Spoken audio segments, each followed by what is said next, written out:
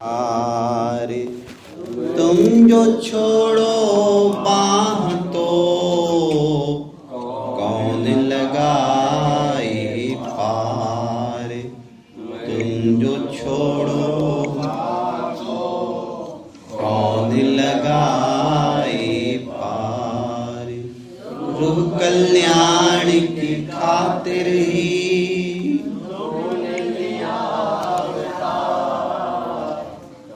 चरणन वंदना स्वीकार करो हमारा।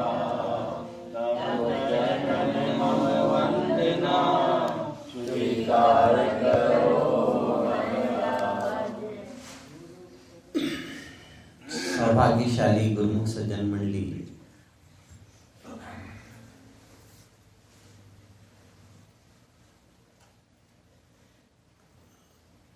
एक विनती में हम सब प्रेमी गुरु पढ़ते थे कि भाई प्रभु मुझे ऐसी आंखें दो कि जिससे आपको पहचान सकूं। भगवान श्री कृष्ण भी अर्जुन से ये कहते हैं कि अर्जुन इन नैना नहीं देखिए, देवियों दृग दिव्य तो ही। कि अर्जुन तू मुझे इन नैनों से, इन नेत्रों से पहचान नहीं पाएगा, तू मुझे दिव्य नेत्रों से पहचान पाएगा। भगवान श्री कृष्ण अर्जुन के सामने खड़े थे, उनके सखा थे, मित्र थे, साथ रहते थे, फिर भी अर्जुन उनको पहचान नहीं पाया कि ये भगवान है। भगवान ने कहा कि तू ऐसे मुझे नहीं पहचान पाएगा, मैं तुझे ज्ञान के नेत्र दूंगा तब पहचान पाएगा। तो सज्जनों, महापुरुष अगर हमारे सामने कमाई वाले भी आ जाएं, शक्ति वाले महापुरुष भी आ जाएं, अगर हमें ज्ञान नहीं है, ज्ञान की आंखें नहीं है, समझ नहीं है, तो हम जो हैं उन महापुरुषों से लाभ प्राप्त नहीं कर सकते, उनकी कृपा नहीं प्राप्त कर सकते।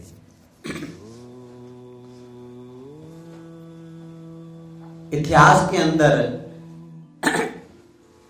एक कथा आती है राजा पीपा की। राजा पीपा बड़े ही धार्मिक ख्यालों का था, सत्संगी था।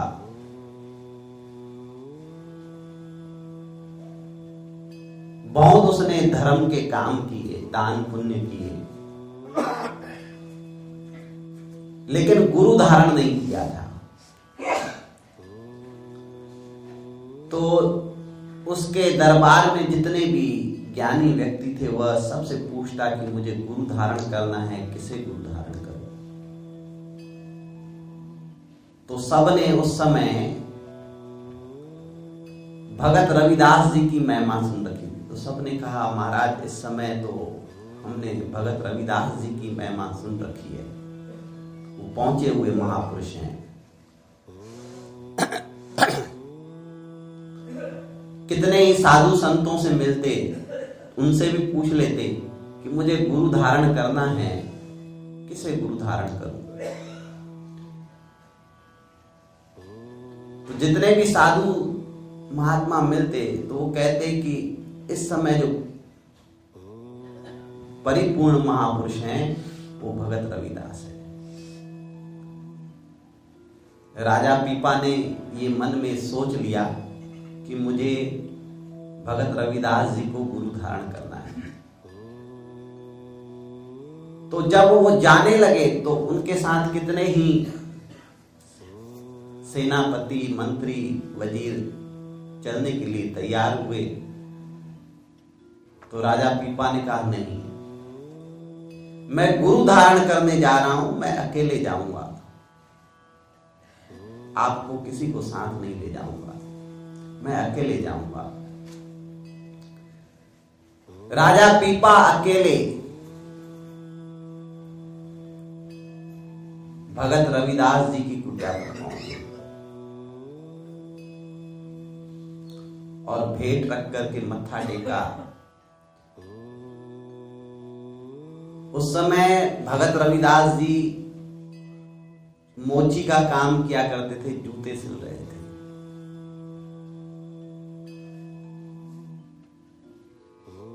आकर के मत्था टेका राजा, वो भी राजा किसको मत्था टेक रहा है?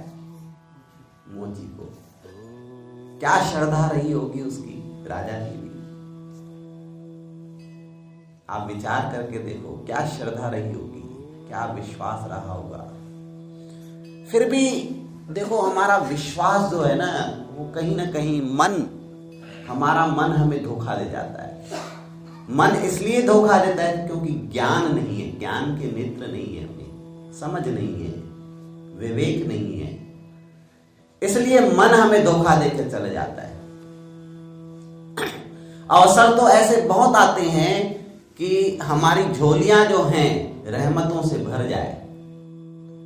जीवन में ऐसे अवसर बहुत आते हैं कि झोली हमारी रहमतों से भर जाए, पर ये मन उस समय धोखा दे जाता है। राजा पीपा भगत रविदास जी के चरणों में मत्था टेक कर हाथ जोड़कर विनती करता है कि मैंने आपका बहुत नाम सुना है, इसलिए मैं आपको गुरु धारण करने आया हूं। आप मुझ पर दया करो, कृपा करो, मुझे नाम का उपदेश दो। भगत रविदास जी ने राजा पीपा की जो श्रद्धा देखी और कमाई देखी कि भाई ये तो बड़े धार्मिक ख्यालों का है, इसने काफी पुण्य कमाए हैं, इसने भगवान की भक्ति की है। तो वो महापुरुष जो थे, ज्ञानवान थे महापुरुष सब, उन्होंने समझ लिया कि इसकी काफी कमाई है। तो उन्होंने सोचा कि इसे और क्यों भक्ति करनी पड़े, संसार में और क्यों भक्ति करनी पड़े, इस पर आज कृपा कर देते हैं कि इसका काम बन जाए। तो उन्होंने जब ध्यान से आंखें खोली तो राजा पीपा को, जिसमें वो चमड़ा भिगो कर रखते हैं, वो उठाया और राजा पीपा को दिया हाथ में, ऐसे हाथ में कि ये अमृत है, ये पी लो, तुम्हारा काम हो जाएगा, तुम्हारे अंदर के जो द्वार हैं सब खुल जाएंगे, ज्ञान के नेत्र पूरे खुल जाएंगे, ये पी लो। अब राजा ने देखा जिसमें चमड़ा भिगो के रखा है वो पानी अमृत कैसे हो सकता है। देखो मैंने क्या कहा, मन जो है धोखा दे जाता है। यहां पर मन बड़ी कमाल की चीज है। इतनी श्रद्धा रख करके इतना आया भी वहां तक, इतनी श्रद्धा रखी तभी तो आया ना, यहां तो आना नहीं था, यहां तो आना ही नहीं था। श्रद्धा रखी, सबसे पूछ कर आया कि ये परिपूर्ण गुरु है ना, फिर भी मन धोखा दे गया। अमृत दिया महापुरुषों ने कि पी लो इसे, उसके मन में ऐसा धोखा दिया कि ये इस अमृत से, ये पानी जिसमें चमड़े की स्मेल आ रही है, ये कैसे पीऊं। वो कोट पहना हुआ था, ठंड का टाइम था, कोट पहना हुआ था राजा ने, वो ऐसा करके उसने पूरा कोट में पानी डाल दिया, पिया ही नहीं। वो कोट में पानी चला गया। भक्त रविदास जी ने देख लिया पूरा, राजा से कहा कि तुम्हारा काम हो गया, जाओ। राजा चला आया अपने राजमहल में, सबको बताया कि मैंने गुरु धारण किया है। इतिहास की घटना ये कहती है कि वह कोट जब धोने के लिए धोबी को दिया, धोबी के पास जब वह कोट गया तो उसमें उस जगह पर दाग आ गया। धोबी ने बड़ी कोशिश की, कितने ही साबुन लगाए, लेकिन वो दाग निकल ही नहीं रहा था। धोबी की लड़की थी, वह भी उसके साथ कपड़े धोती थी। तो उसने सोचा कि धाग को कैसे धोऊं, निकल नहीं रहा। तो उसने मुंह से चूसना शुरू कर दिया उस जगह पर, मुंह से चूसना शुरू कर दिया। तो वो दाग निकलना शुरू हो गया। तो वो और चूसती गई। जैसे जैसे चूसती गई उसके अंदर के कपाट खुलते गए। अब वो लड़की जो थी इतनी ज्ञान की बातें करती, जोश से मिलता, वो ज्ञान की बातें करती, अंदर की बातें करती,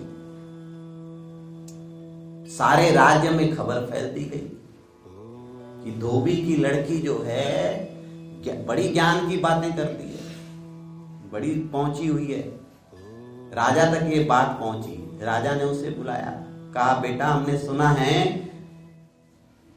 कि तुम बड़े ज्ञान की बातें करती हो, हमें भी कुछ बताओ। तो वो लड़की कहने लगी, ये महाराज ये तो आपकी कृपा से मुझे प्राप्त हुआ।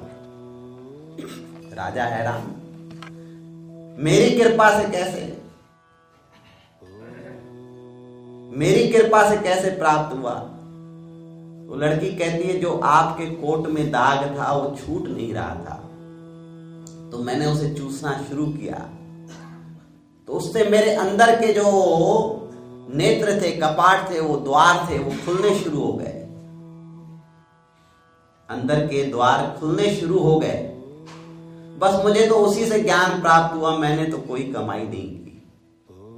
अब राजा ने सोचा कि ये तो भगत कबीर जी ने मुझे जो अमृत दिया था उसका दाग था। अब उसकी आंखें खुली कि अरे ये मैंने क्या किया, मेरे मन ने मुझसे क्या करवा दिया। फिर गया भगत कबीर जी की कुटिया में, फिर गया, कहने लगा कि मुझसे बड़ी भूल हो गई, मुझसे बड़ी गलती हो गई। आपने जो उस दिन अमृत मुझे दिया था वो मैंने पिया नहीं, कोट में डाल दिया। मुझसे बड़ी गलती हो गई, मुझे क्षमा करो, मुझे वो अमृत फिर पिला दो। तो भगत कबीर जी ने कहा कि भाई अब वो अमृत नहीं आ सकता। उस समय मैं ध्यान में था, उस समय भगवान श्री कृष्ण स्वयं जो थे वो रास लीला कर रहे थे, मैंने वो अमृत तुझे दिया। अब वो अमृत कहां से आएगा, उसका तो वक्त गुजर गया। हमने सोचा तुझे ज्यादा और कमाई न करनी पड़े, मेहनत न करनी पड़े, इसलिए हमने सोचा कि तू भक्तिवान है, श्रद्धावान है, इसलिए हमने सोचा तुझ पर कृपा कर देते हैं।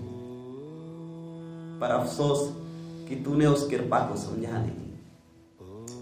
तो सज्जनों, बस यही हाल हमारे मन का है। कहते हैं कि रहमत का दरिया तो उसका बहता रहता है, लेकिन हमारा मन जो है ना, यही बीच में आकर के हमारी श्रद्धा और विश्वास का खंडन कर देता है। इसलिए वो कृपा जो है ना हमारे ऊपर बरसती नहीं, हमें पूरी मेहनत करनी पड़ जाती है। ये जन्मों जन्मों से जो हम मेहनत कर रहे हैं, या तो मेहनत करके प्राप्त हो, या तो उसकी कृपा से क्षण भर में प्राप्त हो। तो महापुरुष तो सोचते हैं कि इस पर कृपा कर दे, इसका तुरंत काम बन जाए। क्यों इतनी मेहनत करनी पड़े, क्यों ये बार बार आकर के भक्ति की मेहनत करे, इतनी सेवाएं करे, नाम जपे इतनी देर बैठ बैठ कर। पर अफसोस इस बात का है कि ये हमारा मन जो है, परिपूर्ण महापुरुष भी हमारे सामने आ जाएं तो हम उसे पहचान नहीं पाते, और जब पहचान नहीं पाते, वक्त निकल जाता है, तब अफसोस करते हैं। तो उसकी कृपा जो है वह भी काम कर जाती है, और नहीं तो फिर हमारी मेहनत करनी पड़ती है हमें। तो सज्जनों, उसकी कृपा प्राप्त करने के लिए वो नेत्र होने चाहिए, वो ज्ञान की समझ होनी चाहिए कि मैंने इतनी श्रद्धा रख करके जो दरबार में आता हूं, ये विचार करना चाहिए कि मैं जो इतनी श्रद्धा रख करके दरबार में आता हूं, फिर मैं अपना मन मैला करके जाऊं किसी के कारण, तो ये क्या बात उचित है? या तो आऊं नहीं, इतनी मेहनत भी करता हूं, फिर मन मैला हो जाए, फिर मन अश्रद्धा से भर जाए किसी कारण से। देखो कारण क्या था? भगत रविदास जी के पास जब वो राजा पीपा पहुंचा, कारण क्या था? उसका मन क्यों अश्रद्धा से भर गया? हाँ?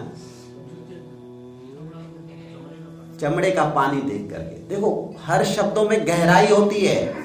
कथाएं इसलिए होती हैं, ये बड़ी गहरी होती हैं और समझ देकर जाती हैं। हम कथा को कथा समझकर नहीं, उसकी गहराई को समझें। हमने अभी कथा तो सुनी, पर इसकी गहराई नहीं समझी कि राजा का मन कहां पे अश्रद्धावान हो गया। वो पानी देख करके कि तो चमड़े का पानी है, इसमें क्या अमृत होगा? हो सकता है ऐसे ही हमारा मन किसी चीज को देख करके अश्रद्धा से बढ़ जाए। होता है कई बार ऐसे। कहीं देखा हमने, किसी को देखा हमने और अश्रद्धा से भर जाए, अपने मन को समझाना चाहिए उस जगह कि भाई तू अश्रद्धा क्यों लाता है? इतनी श्रद्धा रख करके आया है गुरु दरबार में, तो हर चीज को श्रद्धा से ग्रहण करके जा। हर चीज को श्रद्धा से ग्रहण करके जा, विश्वास से ग्रहण करके जा, तो तेरे सब काम हो जाएंगे। तो खेल श्रद्धा का है, मन को समझाने का है। नहीं तो ये मन तो हर जगह संदेह, हर जगह प्रकट कर देता है, हर चीज में प्रकट करेगा संदेह। यहां तक के संदेह तो हमको जो नाम मिला है उसमें भी संदेह प्रकट करता है कि मैं इतना नाम जपूं तो उसमें क्या होगा। ये मन बड़ी विचित्र बात है, विचित्र है, बड़ा चालाकी वाला है मन। तो अच्छे से अच्छी चीज में भी मन संदेह प्रकट करता है, लेकिन हम अपनी श्रद्धा को मजबूत रखें, विश्वास को मजबूत रखें और अपने मन को समझाएं कि मैं जो चीज प्राप्त करने आया हूं, मुझे तो वो प्राप्त करके ही जाना है। मैं अपने मन की बात नहीं मानूंगा। जब हम गुरुमुख प्रेमी ऐसा विचार करते हैं तो हमारे मन को समझाने का हमें एक शक्ति मिल जाती है और एक समझ मिल जाती है। हम मन की बात न मान करके हम तो गुरु की बात मानते हैं। कहते ना, महापुरुषों ने कहा है कि मन के मते न चालिए, मन पक्का यमदूत। पक्का यमदूत आपका मन है और कोई नहीं है। वो तो ले जाए दरिया में। जब आप डूबने लगोगे, जब आप कहोगे बचाओ बचाओ बचाओ, तब वो भाग जाएगा मन। उस समय हाथ खड़े कर देगा कि अब मैं नहीं कर सकता। तो ये मन ऐसा है। तो मन को समझाना है कि भाई तूने तो शक्ति देख ली गुरु महाराज जी की, तभी तो तूने गुरु धारण किया ना। गुरु माई की शक्ति देखी, विश्वास किया, अब क्यों अश्रद्धा प्रकट करता है? अपने मन को समझाना चाहिए। तो मन में संदेह न ला करके श्रद्धा वाला जीवन बना करके अपने जीवन को धन्य बनाना चाहिए। बोलो जयकारा।